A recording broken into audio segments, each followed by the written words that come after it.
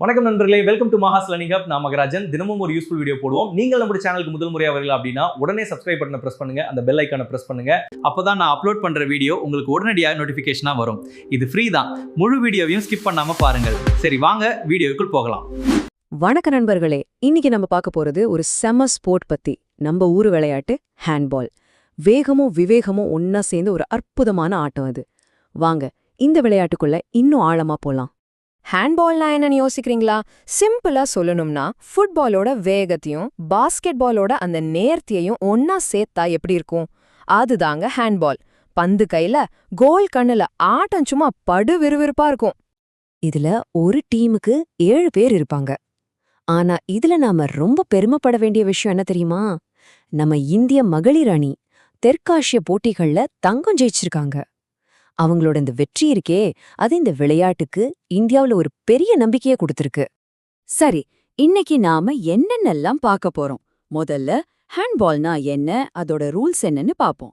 அடுத்து இந்தியால, குறிப்பா ஹரியானால இருந்து இந்த கேம் எப்படி வளர்ந்துச்சுன்ற கதைய பார்க்கலாம். அப்புறம் என்னென்ன சவால்கள் இருந்துச்சு, இப்ப நம்ம பெண்கள் அணி எப்படி ஒரு புது அத்தியாயத்தை எழுதுறாங்கன்றதையும் பார்த்துட்டு கடைசியா முக்கியமான பாயிண்ட்ஸை ரிவைஸ் பண்ணலாம். வாங்க ஸ்டார்ட் பண்ணலாம். முதல்ல ஹேண்ட்பால் நம்ம ஊரு விளையாட்டு. இது ஏன் அப்படி ஸ்பெஷல்னு அதோட பேசிக்ஸ்ல இருந்து பார்க்கலாம் வாங்க. சிம்பிளா சொல்லணும்னா இது கையால ஆடுற ஃபுட்பால் மாதிரி. 2 டீம்ஸ் இருக்கும். ஒவ்வொரு டீம்லயும் 7 பேரு. கையால பந்த பாஸ் பண்ணி எதிரணி கோல்ல தூக்கி எறிஞ்சு கோல் போடணும். அவ்வளவுதான். இந்த விளையாட்டு ஐரோப்பால, குறிப்பா டென்மார்க், ஜெர்மனி மாதிரியான நாடுகள்ல தான் முதல்ல உருவானது. அங்க இருந்து தான் உலகம் முழுக்கவும் பரவிச்சு. அடுத்ததா இந்த ஆட்டத்தோட விதிகள், அந்த கோர்ட் அமைப்பு, இதெல்லாம் பத்தி கொஞ்சம் டீட்டெயிலா பார்க்கலாம்.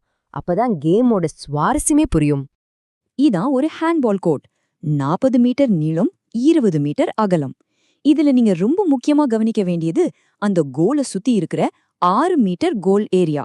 அது கோல் கீப்பரோட ஏரியா, அவரோட கோட்டை. அவரை தவிர வேற யாருமே அதுக்குள்ள கால வைக்க முடியாது. அதனாலதான் பிளேயர்ஸ் அந்த லைனுக்கு வெளியே இருந்தே காத்துல பறந்து வந்து ஷாட் அடிப்பாங்க. பார்க்கவே செம்ம த்ரில்லிங்கா இருக்கும். ஹேண்ட்பால்ல ரூல் ஆஃப் 3ன்னு ஒன்னு இருக்கு. இது ரொம்ப ரொம்ப முக்கியம், ஞாபகம் வச்சுக்கோங்க. 1, பந்த கையில 3 செகண்டுக்கு மேல வச்சுக்க கூடாது. 2, பந்த கையில வச்சுக்கிட்டு 3 ஸ்டெப்க்கு மேல நடக்கக்கூடாது. வெறும் 3 செகண்ட் 3 ஸ்டெப். இந்த ஒரு ரூல் தான் ஆட்டத்தை சும்மா ஜெட் வேகத்துல கொண்டு போகுது. சரி, மத்த முக்கியமான நம்பர்ஸ் எல்லாம் என்னன்னு பாத்துடலாம். Court size 40 × 20 metres. Goal post 3 × 2 metre. மொத்த கேம் 1 மணி நேரம், அதாவது 30 நிமிஷமா 2 ஹாஃப் நடக்கும். ஒரு டீம்ல 6 அவுட்ஃபீல்ட் பிளேயர்ஸ், ஒரு கோல் கீப்பரோட சேர்த்து மொத்தம் 7 பேரு. இதுதான் இந்த ஆட்டத்தோட பேசிக் கணக்கு. பால் சைஸ் கூட ஆண்களுக்கும் பெண்களுக்கும் மாறும். ஆண்களுக்கு கொஞ்சம் பெருசா, அதாவது 58 - 60 சென்டிமீட்டர் சுற்றளவு இருக்கும். பெண்களுக்கு கொஞ்சம் சின்னதா, 54 - 56 சென்டிமீட்டர் இருக்கும். இந்த சின்ன வித்தியாசம் 2 பேருக்கும் விளையாட வசதியா இருக்கிறதுக்காக தான். சரி, இப்ப நம்ம கதைக்கு வருவோம். இந்தியாவின் கதை ஹரியானாவிலிருந்து. ஆமாங்க, நம்ம நாட்டுல இந்த விளையாட்டு எப்படி ஆரம்பிச்சதுங்கிறது ரொம்பவே பெருமையான ஒரு வரலாறு. ஆமா, இந்திய ஹேண்ட்பாலோட பிறப்பிடமே தெரியுமா? நம்ம ஹரியானால இருக்கிற ரோஹத். இது எவ்ளோ பெரிய பெருமையான விஷயம். ஒரு விளையாட்டுக்கான தேசிய இயக்கம் ஒரு சின்ன ஊர்ல இருந்து உருவாகிறதுங்கிறது சாதாரண விஷயம் இல்ல. இப்ப பாக்குற இந்த வருஷங்கள் எல்லாம் நம்ம ஹேண்ட்பால் வரலாற்றோட மைல் கற்கள். எல்லாம் ஸ்டார்ட் ஆனது 1971ல.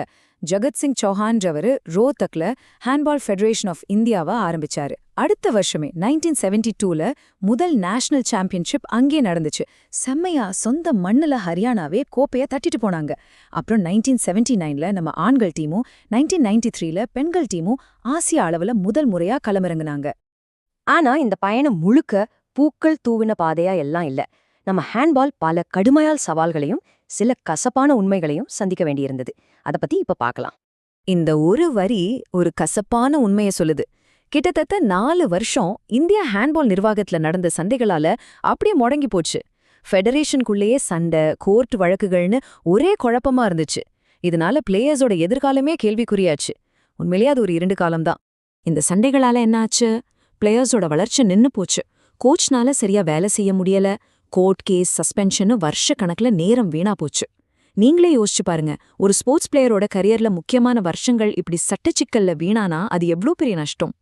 ஆனா ஒவ்வொரு 2 இரவுக்கு பிறகும் ஒரு விடியல் வரும்னு சொல்வாங்க இல்லையா? நம்ம ஹேண்ட்பாலுக்கு அந்த விடியலா வந்தது நம்ம பெண்கள் அணி. ஆமாங்க, ஒரு புதிய உதயம் நம்ம பெண்கள் மூலமா வந்திருக்கு. அத பத்தி இப்ப உற்சாகமா பார்க்கலாமாங்க. 6வது இடம்.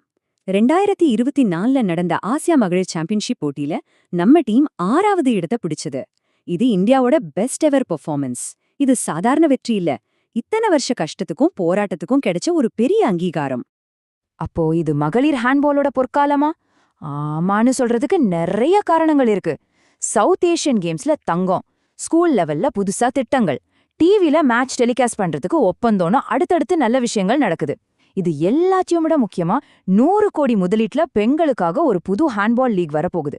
இது நம்ம வீராங்கனைகளுக்கு ஒரு ப்ரொஃபஷனல் கரியர் பாதையை உருவாக்கும். நிஜமாவே இது ஒரு பெரிய கேம் சேஞ்சர்.